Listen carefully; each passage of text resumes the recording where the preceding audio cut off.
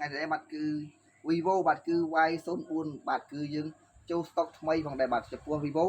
Y số 4 ở đây bạn cứ miền pi đầm lay phòng đại bạn cứ miền đầm lay mà rồi đọc $9 nắng đầm lay $99phòng đại hay cho Vivo Y số 4đây bạn cứ đầm lay $99គឺវាមានរ៉េមបាទគឺ 4G និងមានអង្គតុក 64G ផងដែរហើយចំពោះបាទគឺ Vivo Y04 ដែលមានតម្លៃ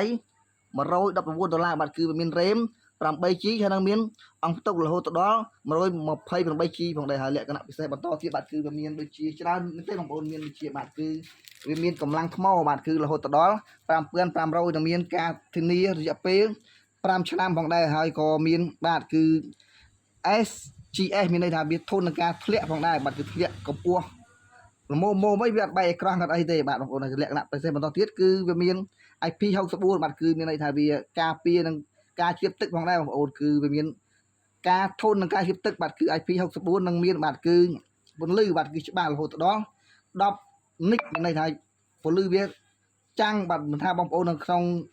ពន្លឺថ្ងៃបងប្អូនពេលថ្ងៃបងប្អូននៅក្រោមពន្លឺពេលថ្ងៃពន្លឺអេក្រង់វានៅតែមើលលេខសម្រាប់តាក់ទងការឆាតដោយបានច្បាស់ផងដែរបាទបងប្អូនអញ្ចឹងរោជាបាទគឺ Vivo Y04 បាទគឺ